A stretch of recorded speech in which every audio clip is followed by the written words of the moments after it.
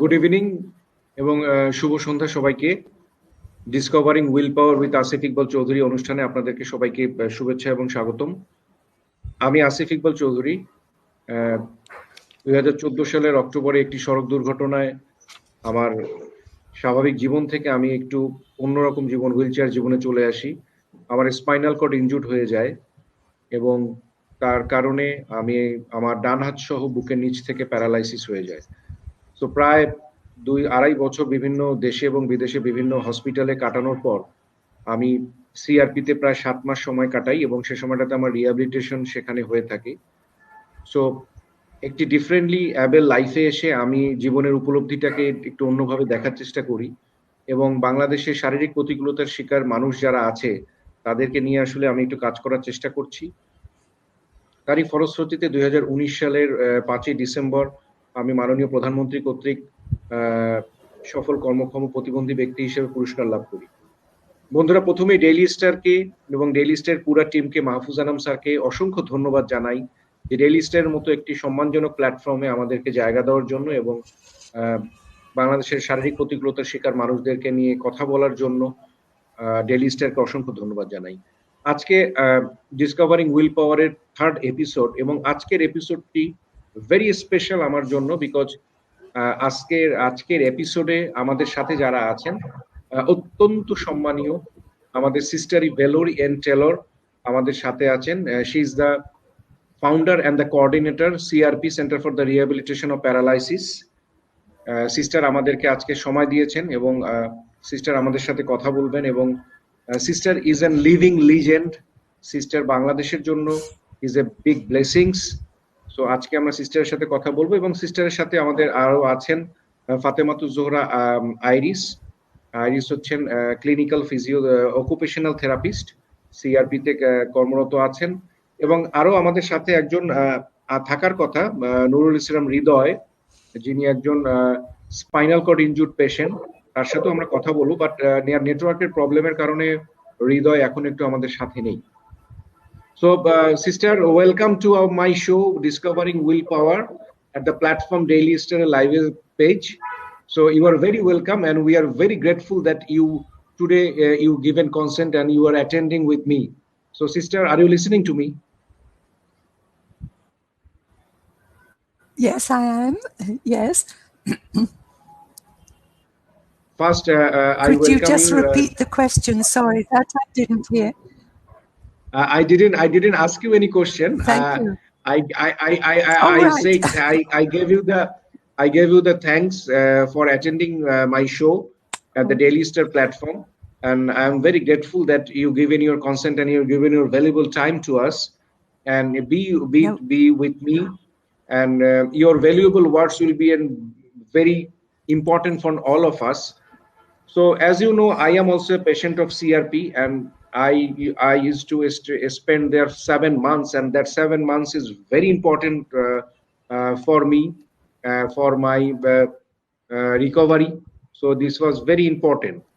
So, sister, at the very first, I would like to ask you, today I just plan to ask you some different questions because I heard and we have seen a lot of your interviews in the different media, the different channels, the different TV shows.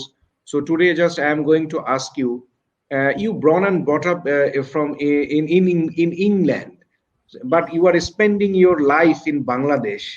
So why, sister? Why? What is that sacrifice? Why? I think, Asif, first of all, can I thank you for inviting me? It's lovely to have this chance to meet with you. I think it really boils down to the fact that I'm not very good at planning, because when I joined a large voluntary organization, voluntary service overseas, based in London, to come to what was then East Pakistan, I had a choice of 15 months or 2 years. And I remember thinking,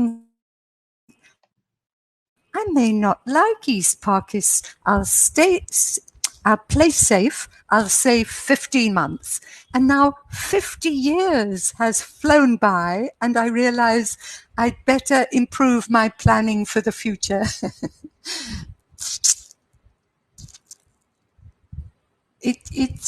As if it's just that it's happened. I suppose all the way along the line, something was pulling us on to the next stage.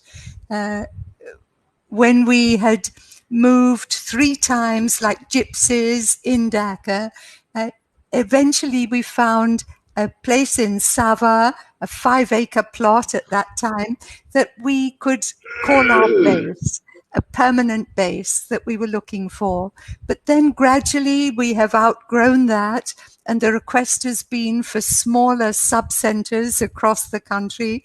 And so eventually we have started those, and we still have remaining in Khulna and in in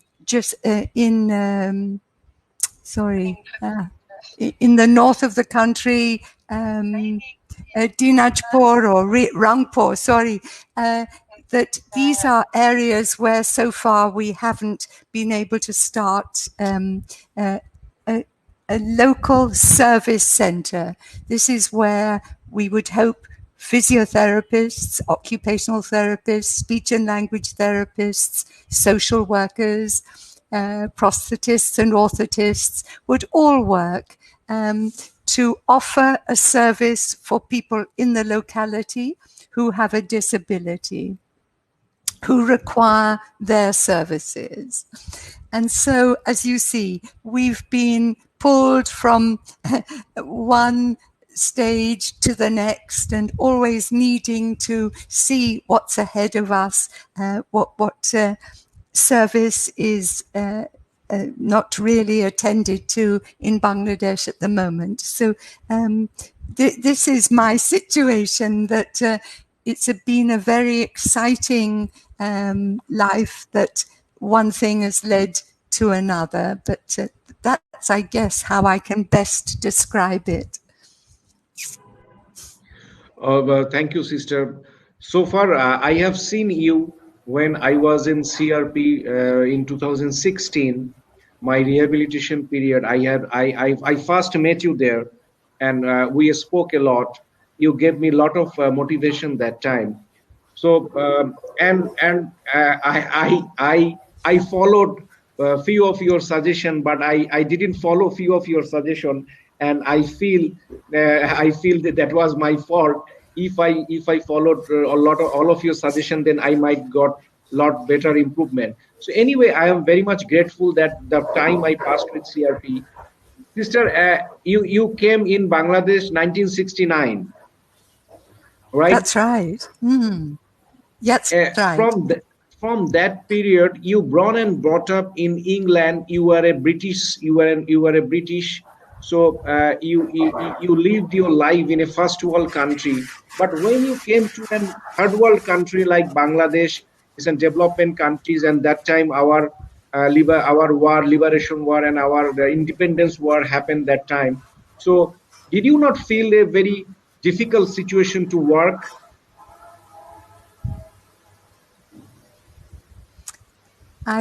I can honestly say I didn't. I used to refer to those first 3 years of working as a physiotherapist in the Christian hospital in the Chittagong Hill Tracts as the 3 happiest years of my life. I loved it because I found it a very beautiful place, working with very beautiful people. There were many different hill tribal people living in that area. And it was exciting for me because this was physiotherapy starting its life in this particular hospital. And so many things we needed to make ourselves that in England we've been able to get from a medical shop. But it was a very satisfying, very exciting time. So in that time, you enjoyed and you loved the environment of our country, and when you first came to our country. So now I would like to say a few words with Fatima Iris. So Fatema, আপনাকে স্বাগতম আমাদের এই অনুষ্ঠানে join করার জন্য। I'm sorry, Asif, I just missed. Sister, I said now I little bit of do some discussion with the Fatima also. So I am asking some question and I am doing little bit of discussion with Oh, Fatima. please. Fatema, আপনাকে Please শুভেচ্ছা do, আমাদের yes. Discovering will পাওয়ারে আজকে join করার জন্য। So আপনি তো আপনি একটু ইন্ট্রোডাকশনটা দেন আপনি কতদিন থেকে সিআরপি তে কাজ করছেন বা কি করছেন?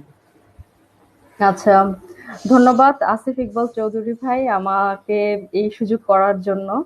যে আমি আসলে খুবই গর্ববোধ করছি যে আপনাদের এই অনুষ্ঠানে আসতে পেরে। পাশাপাশি আপনি যেহেতু বলেছেন আমি আমার পরিচয় দেওয়ার জন্য, আমি প্রথমেই শুরু করি। আমার নাম হচ্ছে ফাতেমাতুজ জোহরা আইরিস। আমি ক্লিনিক্যাল অকুপেশনাল থেরাপিস্ট হিসাবে সিআরপিতে আছি। আমি সিআরপিতে কাজ করছি 6.5 বছর, এবং এই 6.5 বছরে আমি বেসিক্যালি যে ধরনের কন্ডিশন নিয়ে কাজ করেছি সেটা হলো নিউরোলজিক্যাল কন্ডিশন, স্পেশালি হচ্ছে স্ট্রোক এবং স্পাইনাল কর্ড ইনজুরি। এবং কারেন্টলি হচ্ছে আমি স্পাইনাল কর্ড ইনজুরি ইউনিটে আছি কর্তব্যরত, এবং বর্তমানে হচ্ছে হাফওয়ে হোস্টেলে কাজ করছি পেশেন্টদের সাথে। ফাইন। আমি অ্যাজ এ এসসিআই পেশেন্ট হিসেবে আমি সিআরপি তে 7 মাস কাটিয়েছি এবং আমি দেশে বিদেশে বিভিন্ন থেরাপিস্টের সাথে কাজ করেছি। মানে থেরাপিস্টরা আমার সাথে কাজ করেছে, সো আমিও তাদের সাথে কাজ করেছি। সো আমি দেখেছি যে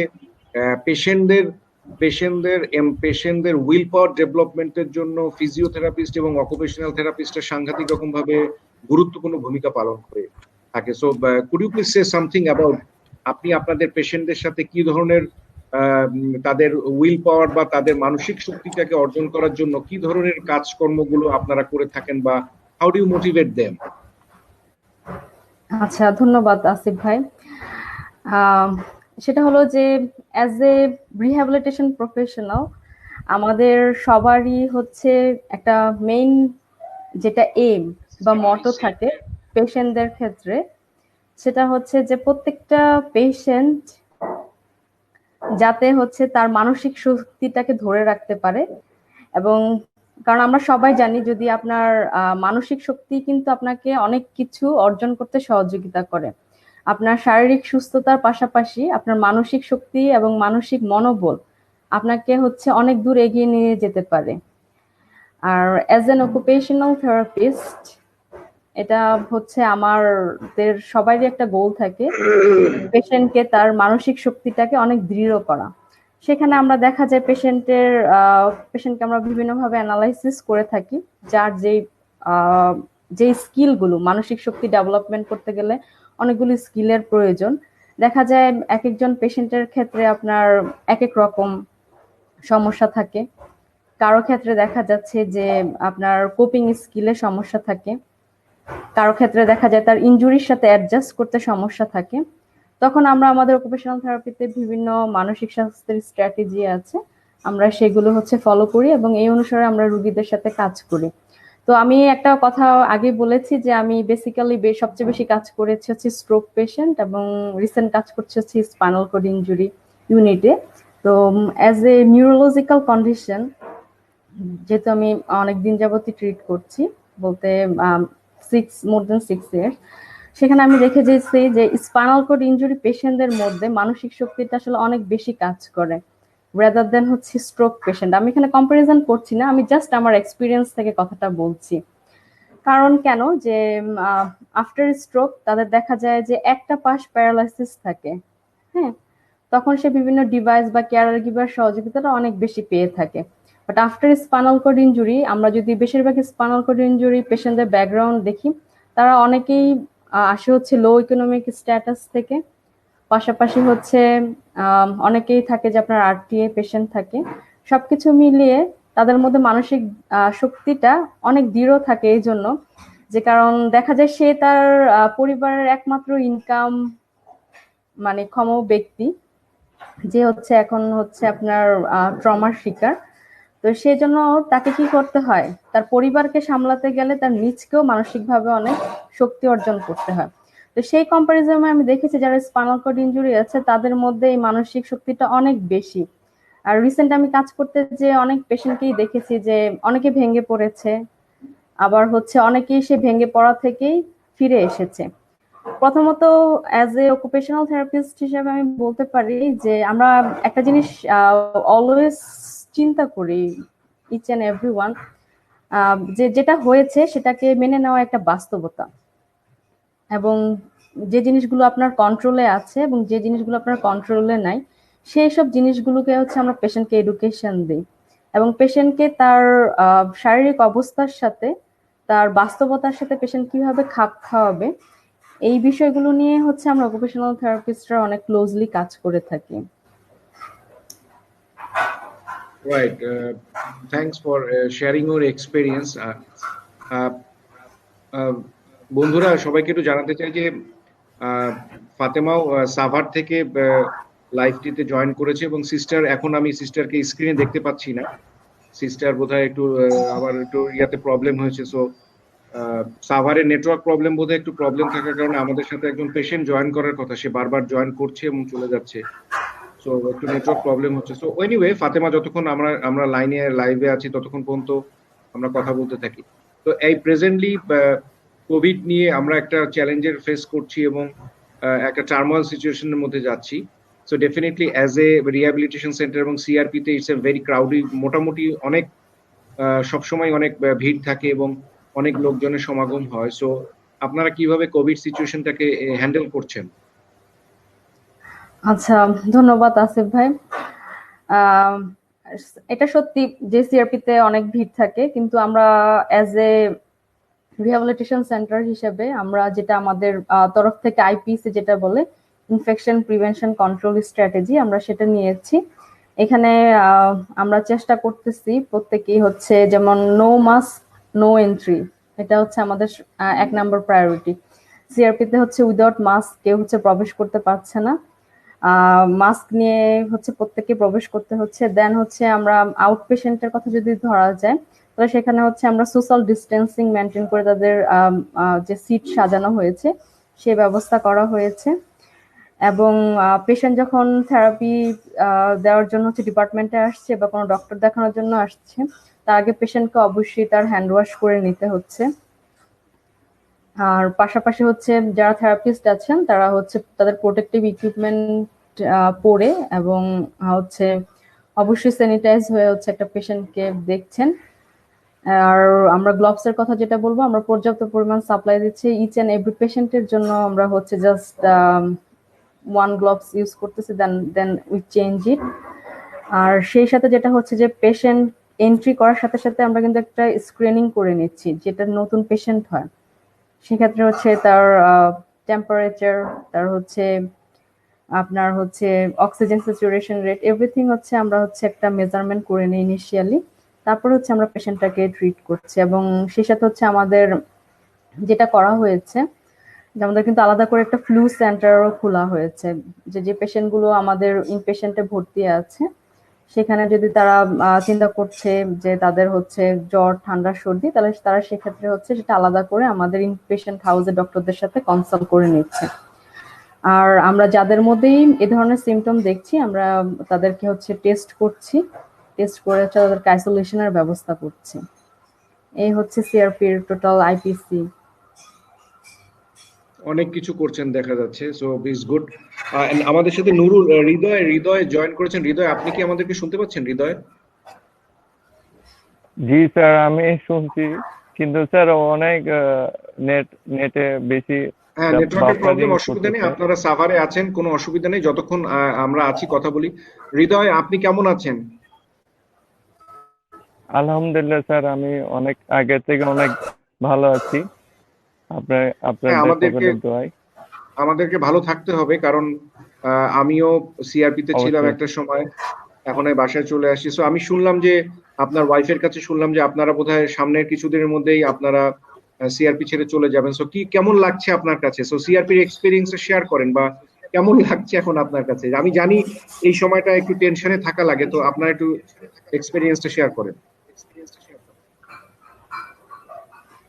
আসলে স্যার আমি যদি সিআরপি না আসতাম তাহলে হয়তো বা এতদিনে আমি বাঁচতামও না। কারণ সিআরপিতে আসার পরে আমি বুঝলাম যে যে আমাদের মতো মানুষ যারা স্পাইনাল কর্ড ইনজুরি মানে ডিসেবল পার্সন ওরাও বাঁচতে পারে, মানে সুন্দরভাবে ভাবে বাঁচার একটা স্বপ্ন দেখতে পারে। আর এখানে আসার পরে যে জিনিসটা আমি শিখলাম যে মানে এখানে রুলস গুলা যেসব কাজ আমাকে তারা মানে দেখাচ্ছে শিখেছে। প্রথম অবস্থায় তো আমার মানে কিছুই ছিল না, আমি বেডেই শুয়ে থাকতাম। তো আস্তে আস্তে আমার থেরাপিস্টরা, ডক্টর না সবাই সহযোগিতায় আজকে আমি মোটামুটি না আলহামদুলিল্লাহ অনেক ভালো আছি। আমি আমার আগের কাজে যাওয়ার জন্য আমার ম্যাম আইডিস ম্যাম, এরপরে আমার অকুপেশন সার্ভিস যারা আছেন, কলি ম্যাম, মহসিন স্যার, সবাই অনেক অনেক অনেক অনেক কষ্ট করছে।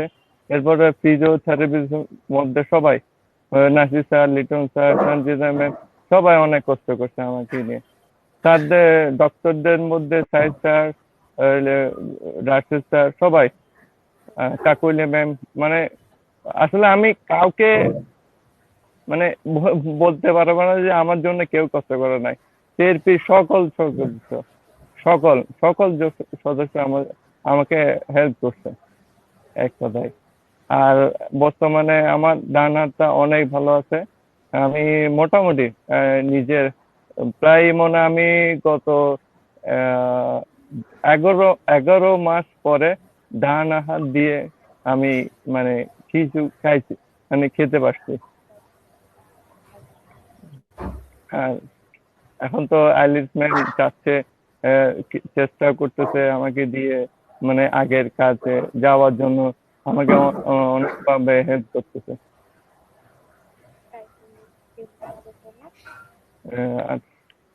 সিআরপিতে আমিও ছিলাম এবং থেরাপিস্টরা যে জিনিসগুলো বলছে ফিজিওথেরাপি এবং অকুপেশনাল থেরাপি তাদের কথাগুলো শুনবেন, কারণ তাদের কথাগুলো শুনে অনুযায়ী প্র্যাকটিস বারবার করতে হবে।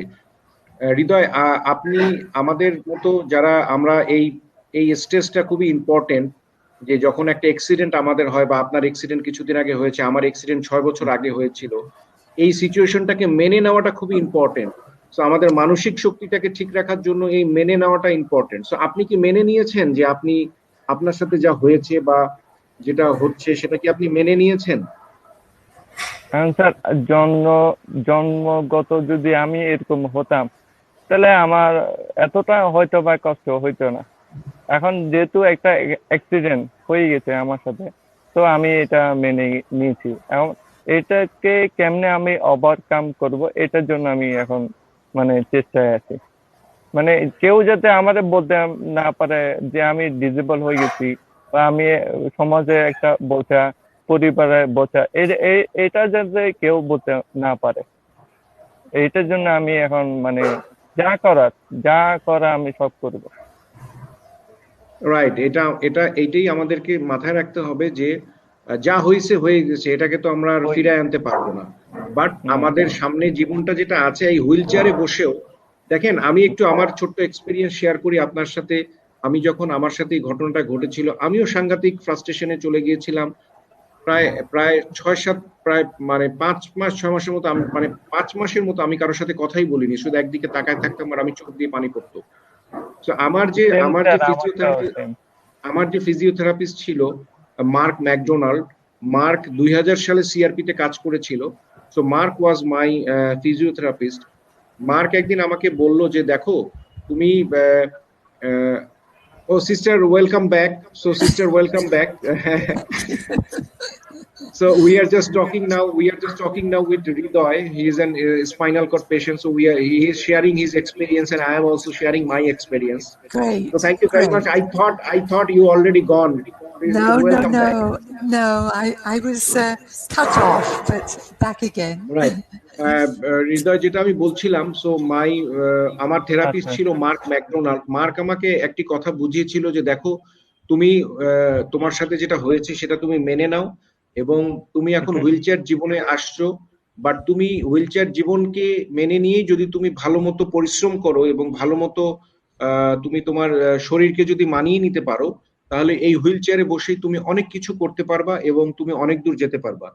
এবং সেটা আমি নিজে প্রমাণ পেয়েছি, এবং আমি দেখছি যে আসলে হুইল চেয়ারে বসে অনেক দূরে থাকা যায় এবং অনেক দূরে অনেক কাজ করা যায়। তো আমি আপনাকে বারবারই বলবো, কোনোভাবেই মানসিকভাবে ভেঙে পড়বেন না। আপনার আপনার সাথে আপনার ওয়াইফ আছে, she is a very wonderful woman, আপনাকে সাপোর্ট করে যাচ্ছে। এটা একটা খুবই বড় পাওয়া। আমাদের জি স্যার। ফ্যামিলি মেম্বাররা যদি আমাদের সাথে না সাপোর্ট জি করতো স্যার। তাহলে আমরা কখনোই এত দূর আসতে পারতাম না। তো আপনি সবসময় তাদের না সাথে ভালো ব্যবহার করার চেষ্টা করবেন, তাদের সাথে ভালো থাকার চেষ্টা করবেন। তো হৃদয়, আপনি আমাদের সাথে থাকেন, ফাতেমার সাথে থাকেন। সিস্টার আসছে, সিস্টার কখন, মানে when we can lost sister, so I can ask some question to sister. Thank you, Asif. Sister, at the I know you are now 76 or 77 years of age, which is tremendous. So what is the secret of your energy, sister? How could you do that? How could you manage? How could you what is the backbone of your energy?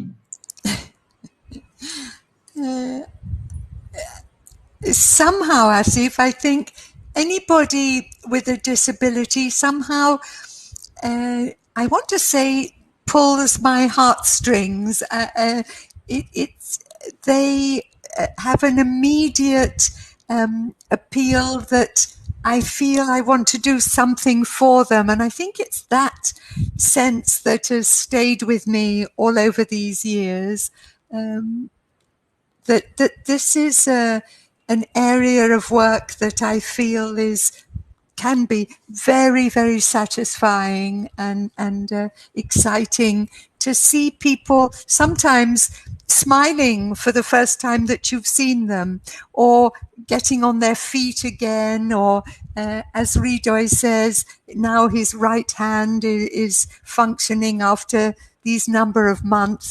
This to me is always so exciting to hear and to work with people like this. And I think because my job has often fallen to fundraising, that there are many people around the world who have the means, but the real interest to share their funds, their support with us, because this gives so many people just a chance in life. For example, a little one with cerebral palsy who comes from a poor family, at least we should be sure that they have schooling and then hopefully some means of working to have an income to support a family. So this is true for everybody, not just cerebral palsy. Everybody, if we can offer this vocational training and the support they need to get a job, then a whole family can stay together and a whole family can benefit from just one person's accident or illness that has caused the paralysis.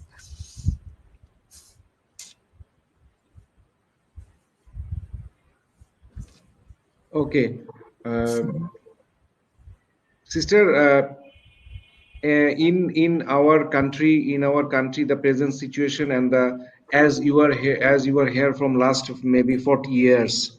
So what the barriers you feel to so far, whatever the CRP is doing, and whatever the CRP is expanding their lot of branches in the all over the Bangladesh, and you are trying to cover the whole country, as we have seen every year, almost every year, CRP having the new branches in the everywhere of our country.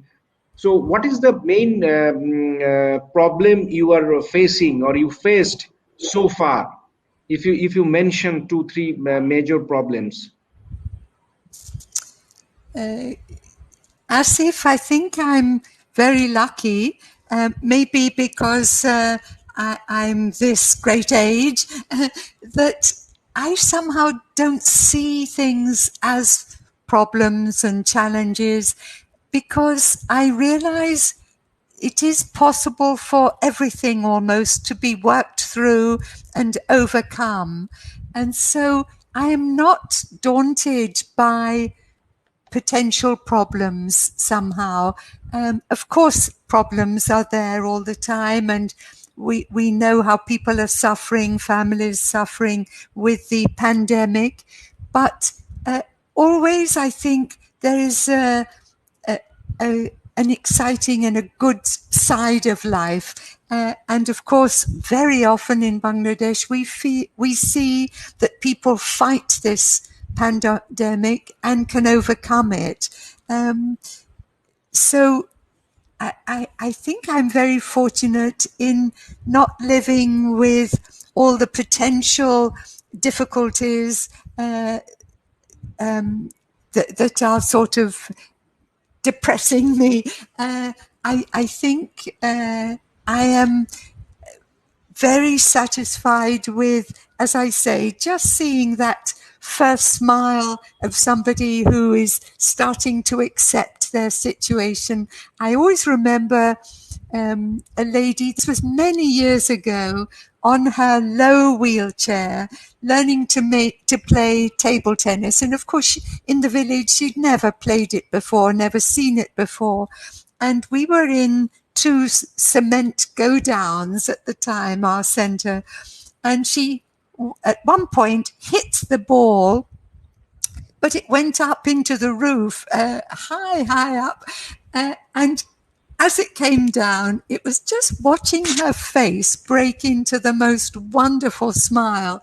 And that image has stayed with me all these years. And I think it's those sorts of positive, happy side of life that keeps you going.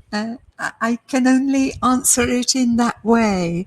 I know maybe you would think, oh, well, Valerie may say it's the fact of being a woman in Bangladesh as opposed to being a male person. But it's not how I see it. I see lots of potential, lots of possibilities. Always we would say that things progress too slowly, but when I look back over 50 years, I realize there has been change. It's never fast enough, we know, for any of us, and that goes for all around the world. But change has come, and in fact, we do see sometimes, for example, the signs where we know there's improvement. For example, at the bottom of an advertisement in a newspaper where it will say women and persons with disabilities encouraged to apply, and you realize, oh, yes, that's a positive step forward that has happened. So many things in that way. We're very hopeful that the National Paralympic Committee will be able to be accepted for sending people with disabilities to join the Paralympic Games and the Commonwealth Games coming up soon. This is our great hope. We've had disappointments over the years which have delayed, but I'm still very hopeful that what we would like to see, Bangladesh entering the sporting program with everybody else, will come to pass. Excellent. Sister, so far everyone's belief, I believe CRP is the blessings of our country. If CRP was not established in our country, or CRP is not doing whatever is CRP done from last 40 years, so what will be the condition of our patients, what will be the condition of our spinal cord injured patient like me, like Ridoy. So we want CRP will live long till the last day of the world, or last day of the whatever I said. But I am very much, I want to ask you one very important question. Always I feel in my mind, say after you, or did you create a better team to handle the CRP, say after 10 years, or do you feel the CRP will be in right track? Because we want till my death, CRP should be in the place, and giving the whatever is CRP doing the noble things towards the country, towards the population of Bangladesh, or towards the very neglected, or very what I said, the very economically not sound, our whole the population. So far as CRP is doing with these people. So do you feel that a good team or a proper team can handle CRP last till another 200 years, another 100 years? Like you, Asif, I can only sincerely hope so. But I've also take great courage from, for example, a wonderful young woman called Halima, who had an accident, a fall, broke her back. She's in a wheelchair, and she, through her nursing training of 4 years, was always top of the class. And quite recently, she has joined as a staff nurse, our nursing panel at CRP, and I believe that she can affect so many new people coming in with spinal injuries, so many of our staff, because she is a very motivated, very enthusiastic, very knowledgeable young woman who works in an excellent way as a nurse. And when you say, have we got a good team?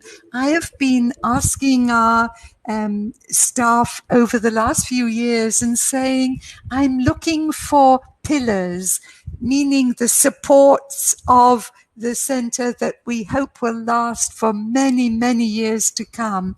People who care enough about it to work all the hours of the day and night if it was necessary, to save the centre and to keep it going at hopefully the highest standard that we can. So I am, like you, very hopeful, because I believe it can change the way that families manage having suddenly somebody with a severe disability. So I'm also hopeful. But thank you for what you've kindly said about CRP. Thank you. হৃদয় একটু আপনার কাছে আসি, আর একটু আপনাকে জিজ্ঞেস করি। এখন ফাতেমা কি বোধহয় একটু নেটওয়ার্কের কারণে প্রবলেম হচ্ছে না, ফাতেমার আবার আসছে। হৃদয়, আপনি তো সিআরপি ছেড়ে চলে যাচ্ছেন, সো আপনি আপনার বাসায় যাওয়ার পর আপনি কি প্ল্যান করেছেন? সো হোয়াট উইল ডু, আপনি কি করবেন? প্রথমত স্যার, আমি মানে সিপি যে ছেড়ে যাব এটাই কল্পনা করতে পারতেছি না, কারণ এই সুবিধা আমার বাসায় নাই। আমার কোথাও কেউ এই সুবিধা দিবে না। আমি রাস্তায় বেরোবো, এই সুবিধা নাই।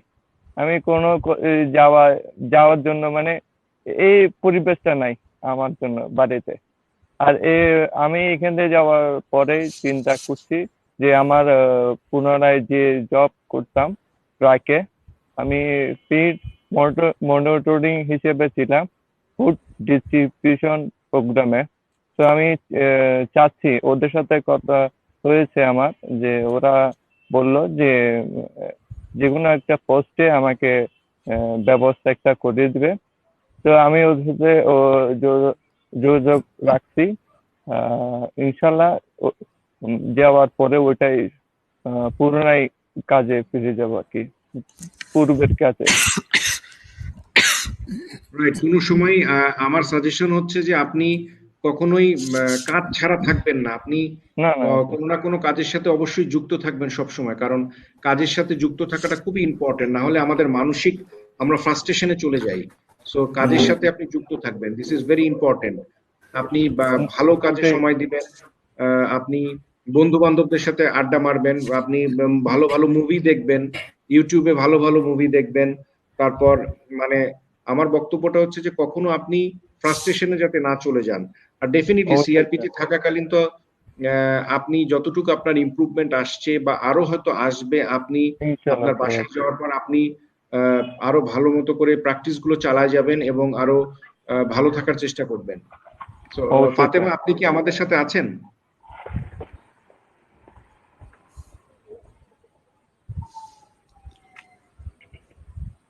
স্যার আমি একটা কথা বলতে চাচ্ছি। জি জি, প্লিজ বলুন। আমাদের মতো যারা পেশেন্ট, দেখা যায় ওরা ঢাকা মেডিকেল, চট্টগ্রাম মেডিকেল প্রায় মাস 2 মাস থাকার পরেই কিন্তু জানতে পারে যে সিআরপি নামে একটা রিহ্যাবিলিটেশন সেন্টার আছে, যেখানে আমাদের মতো পেশেন্ট থেকে ওরা রিহেব মানে পক্ষাঘাতগ্রস্তদের জন্য কাজ করে থাকে। স্যার আমি মনে করি স্যার সিএরপি যে কাজটা করতেছে, এটা যদি স্যার আরো মানে অ্যাডভার্টাইজমেন্টের যদি দেওয়া যায়, মানে অনেকেই কিন্তু জানে না। যেমন আমি প্রায় 2 মাস পরে জানতে পারলাম যে সিএরপি নামে একটা আহ, সংস্থা আছে যারা যারা আমাদের মতো পেশেন্ট নিয়ে কাজ করে। Right, dear sister, did you understand what I I think you did. understand what he said. Same Yes, I things happen, did. sister. Same thing happens with me when I was in Australia, when I was in Melbourne last 6 years back. Then you know, Mm. Mark was my physiotherapist. Then Mark once, when I supposed to came back to Bangladesh, then Mark once told me that in your country there is a good center called CRP. And even I even don't know anything about CRP. Even my wife is also a doctor. She had no idea about the CRP also. And even Ridoy, what he said, we don't have any understanding about CRP, and we don't No. know about CRP.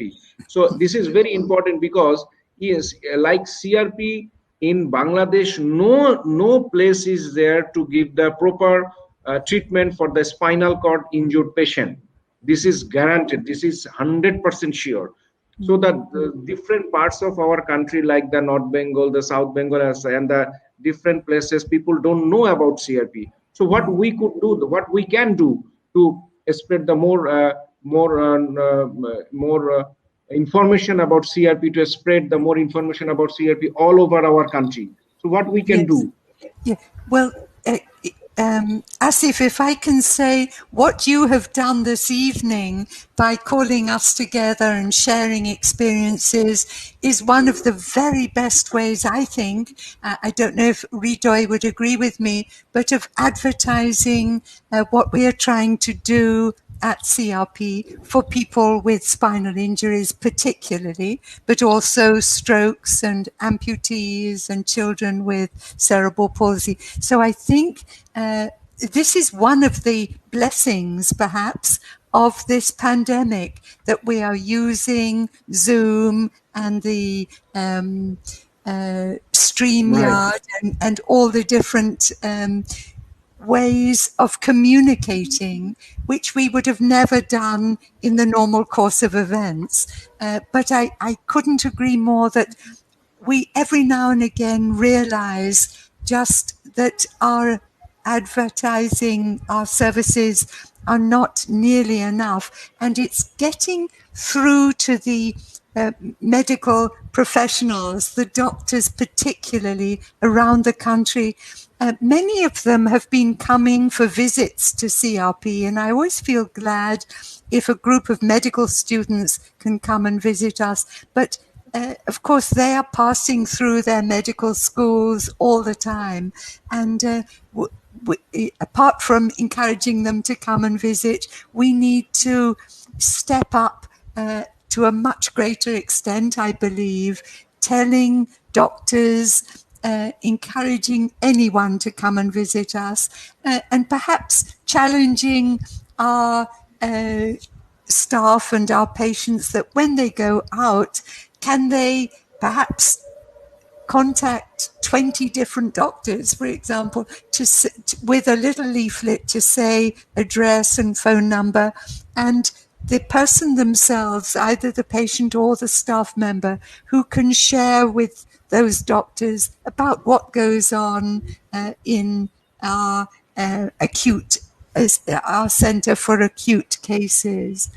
Because those first few months that Lidoy mentioned that he didn't know about CRP, those are often critical months, aren't they?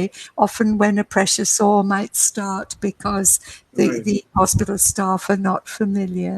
So, but thank you for giving us this opportunity to share a bit more this evening. Yeah, because what happened, the acute patients spend the bad time the other places, and they faced when their condition is more bad, then they know about CRP, then they come to CRP. So and after accident, immediate time is very important for the recovery. It So is. and the right doctors, right information, right rehabilitation is very important for the any stroke patient or any spinal cord injured patient. So Fatima, thank you. আপনি আবার back করেছেন, আপনি মাঝখানে হারাই দিয়েছিলেন। হ্যাঁ, আমারও আবার একটু নেটওয়ার্কের সমস্যা, যার জন্য আমরা তিনজনই মাঝে মধ্যে উধাও হয়ে যাচ্ছে, আবার আসছে। রাইট। আচ্ছা ফাতেমা, একটু আপনি শেয়ার করেন, আপনাদের পেশেন্টদের মধ্যে তো একটা বড় মেজর পোরশন হচ্ছে ফিমেল পেশেন্টস। জি। সো এই ফিমেল, আমি সিআরপি তে থাকাকালীন দেখেছি যে ফিমেল পেশেন্টস গুলোকে আসলে তারা আমাদের সোশিও ইকোনমিক কন্ডিশন এবং আমাদের অ্যাক্সেসিবিলিটি তো অনেক প্রবলেম, আমাদের হাজারটা প্রবলেম। এগুলোর মধ্যে সাধারণত মানে আমরা সবাই ফ্রাস্ট্রেশনে চলে যাই, আমাদের ইকোনমিক কন্ডিশনের কারণে আমাদের অ্যাক্সেসিবিলিটি নাই। সিআরপি থেকে বের হয়ে যাওয়ার পর কি করব, মানে একটা অসম্ভব রকম দুশ্চিন্তার মধ্যে সবাই থাকে, ফ্রাস্ট্রেশনে পড়ে যায়। তো এই যে সিআরপি তে আফটার রিহ্যাবিলিটেশনে ভোকেশনাল ট্রেনিং এর ব্যবস্থা আছে, হাফওয়ে হোস্টেলের ব্যবস্থা আছে। তো ফিমেল পেশেন্টদের ক্ষেত্রে কি করা যায় বা আরো কি ভালো করলে ডু ইউ ফিল যে তারা এখান থেকে যাওয়ার পর মোর অ্যাক্টিভ বা মোর কাজে মনোযোগ দিতে পারবে? আচ্ছা, ধন্যবাদ আসিফ ভাই। আমি বলবো যে অ্যাক্সেসিবিলিটি যে সমস্যাটা, এটা আসলে আমাদের পুরো বাংলাদেশ জুড়েই।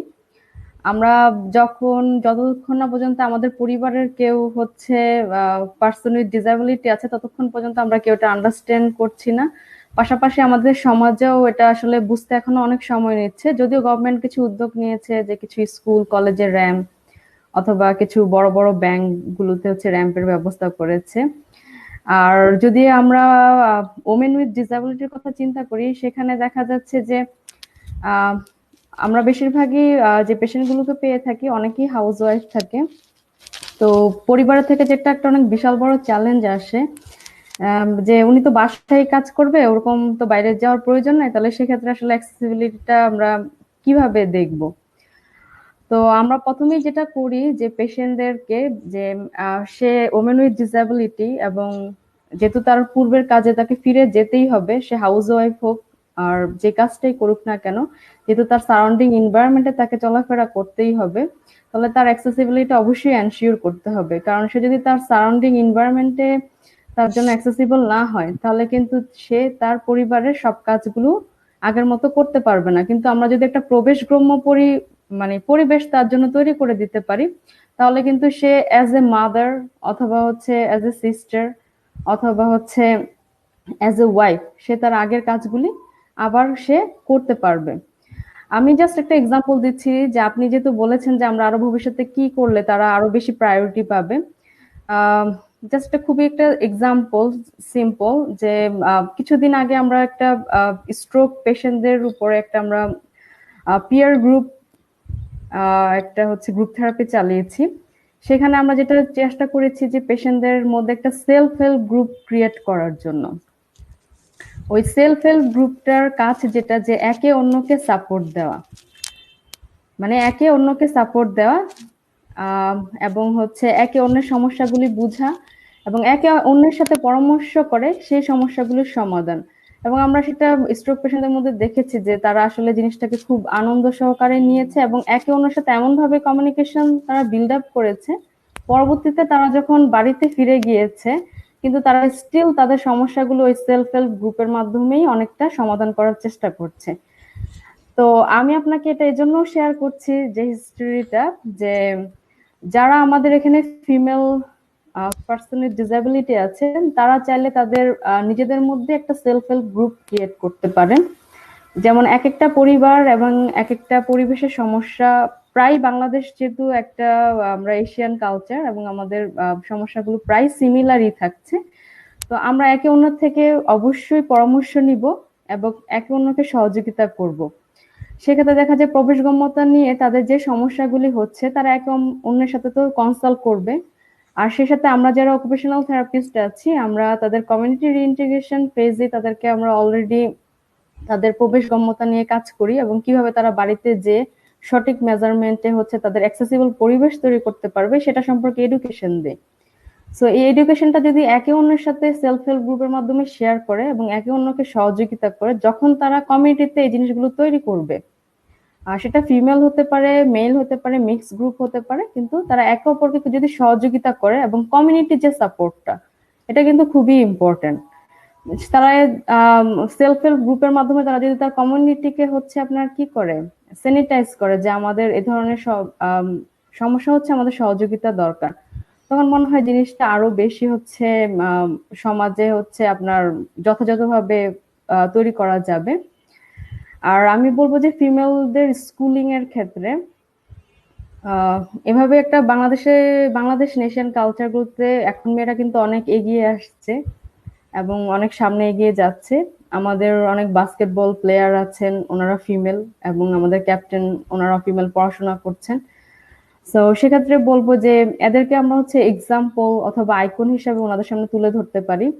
আমি জাস্ট আমার নিজের একটা এক্সাম্পল দিচ্ছি যে কিছুদিন আগে আমি একজন ফিমেল মানে টিনেজার কে পেয়েছিলাম।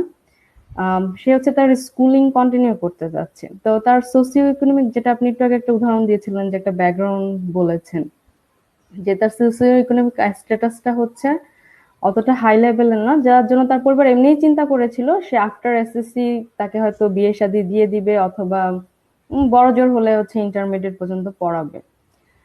তো সেই সময় যখন তার সেই স্পাইনাল কর্ড ইনজুরি হয়, তাহলে তার জন্য এটা কিন্তু অনেক বড় চ্যালেঞ্জ। তা আমরা যখন তার অ্যাক্সেসিবিলিটির বিষয়গুলো নিয়ে তার পরিবারের সাথে কথা বলছিলাম, এবং আমাদের এখানে আপনি জানেন যে আমাদের অ্যাডভোকেসি এন্ড নেটওয়ার্কিং ডিপার্টমেন্ট আছে, সেটার থ্রুতে আমরা তার স্কুলে কনসাল্ট করেছি, কথা বলার চেষ্টা করেছি। তখন তার পরিবার যেটা হচ্ছে, স্কুল তাকে ওয়েলকামিং করছে, কিন্তু তার পরিবার যেটা বোঝাতে যাচ্ছে যে আপনার প্রবেশগম্যতা বা র্যাম যা আছে আমরা বাড়ির জন্যই তৈরি করব, কিন্তু সে তো কিছুদিন পরে আমরা এমনি প্ল্যান করেছিলাম তার পড়াশোনার আর দরকার নেই, তাহলে সেক্ষেত্রে আবার হচ্ছে স্কুলে যাওয়া এত দূরে সে অনেক ডিফিকাল্টি ফেস করবে।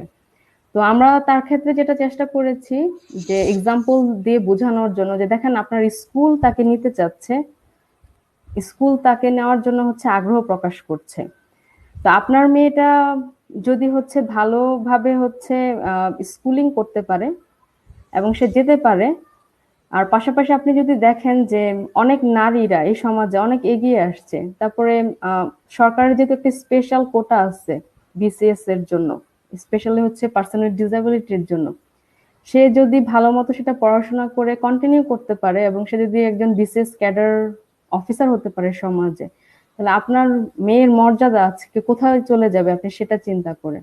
তারপর আমরা অনেক বিভিন্ন কাউন্সিলিং করেছি সিআরপি থেকে, বিভিন্ন ডিপার্টমেন্ট থেকে, মাল্টিডিসিপ্লিনারি টিমের ওয়েতে।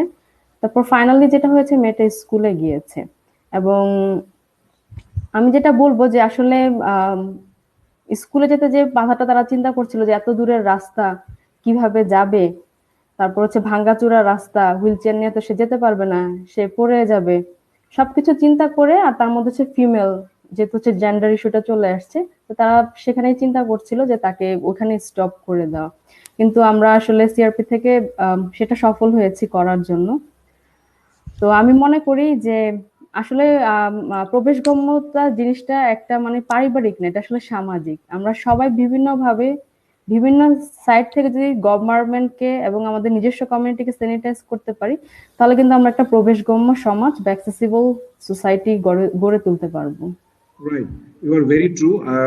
আমাদের বাংলাদেশের আমাদের জনসংখ্যার বলতে গেলে 52-53% হচ্ছে ফিমেল। সো ফিমেল জনগোষ্ঠীটা অনেক বেশি, এবং আমি আমি এই শারীরিক প্রতিকূলতার শিকার বিভিন্ন মানুষকে নিয়ে কাজ করতে যে দেখছি যে বাংলাদেশে there is a lot of successful female person with difficulties আছে যারা কাজ করছে এবং তারা অনেক ভালো কাজ করছে। সো আমরা যেটা করার চেষ্টা করছি যে we are just bring up to them, তাদেরকে তাদের কর্মগুলোকে সামনে আনার চেষ্টা করছি, এবং আমরা চাচ্ছি যে তাদেরকে দেখিয়ে অন্যদেরকে যাতে আমরা এক্সাম্পল সেট করতে পারি যে আমরা পারলে আপনারা পারবেন না কেন। So this is our main মোটো।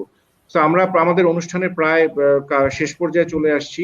হৃদয়, আপনার কাছে আসবো যে আপনি অনেক ভালো থাকবেন। আপনি কি শেষে জাস্ট এট দ্য এন্ড আপনি যদি কিছু বলতে চান আপনি বলতে পারেন যে হোয়াট ইজ ইউর এক্সপেকটেশন বা হোয়াট ইউ, আপনার একটা শেষ বক্তব্য বলেন। এখন তো স্যার আমার যাবার সময় গেছে, যা আমি চেষ্টা করব যেখান থেকে যা শিখেছি এটা যথাযথ পালন করার জন্য। আর প্রথমত আমি আমার আগের জবে যাবার চেষ্টা করব। আর পাশাপাশি ডিসেবিলিটি মানে যারা কাজ করতেছে আমি চাচ্ছি ওদের সাথে থেকে মানে ডিসেবলদের জন্য কিছু করা। মানে আমাদের মতো যারা পোশাকগ্রস্ত আছে ওদের জন্য কিছু করার জন্য চেষ্টা করব। আর মানে মানে কি বলে যে ভ্যালিডেটরকে ধন্যবাদ দিব, আসলে এটা ভাষায় প্রকাশ করার মতো না। তারপরেও সকল টিম সিআরপি টিমকে ভ্যালিডেটরকে সবাইকে অসংখ্য ধন্যবাদ। আমি তোমার ওয়াইফের সাথে একটু কথা বলতে চাবো, উনি কি একটু আসতে পারবেন? আসতে পারছি একটু sir.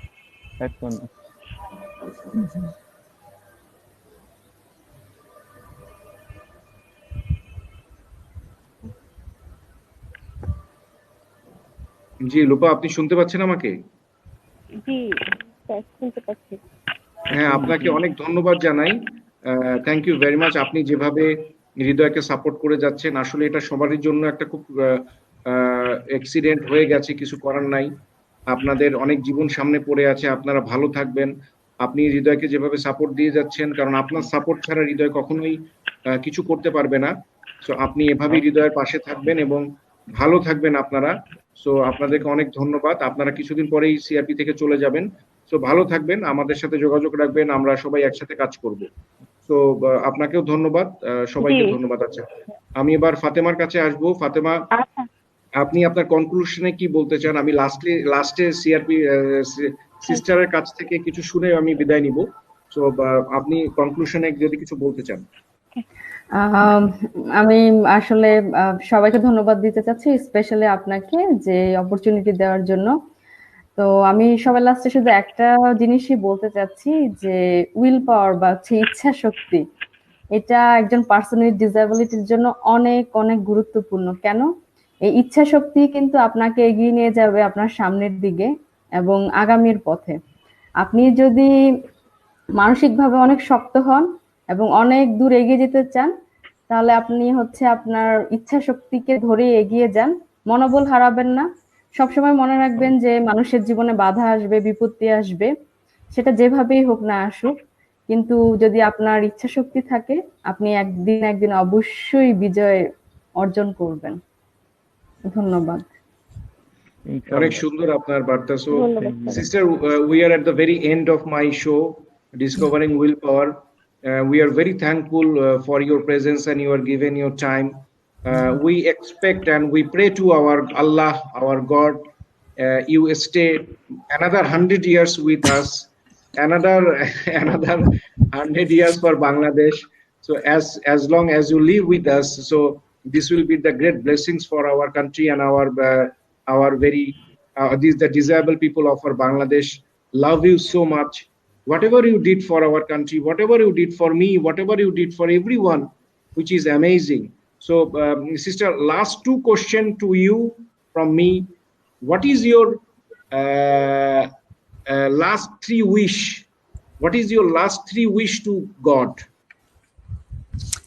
Thank you for that, Asif. I think one of those wishes would be what Ridoy has already said, that he would like to support and work with people with disabilities, because it's those who've experienced it themselves, as you have, are the very, very important motivators of people who are newly paralyzed, newly getting used to a life in a wheelchair. So this would be one of my wishes, that more and more people will follow Ridoy's desire to work and support people with disabilities. My second wish to God would be that CRP can run with very, very good standards for many, many years to come.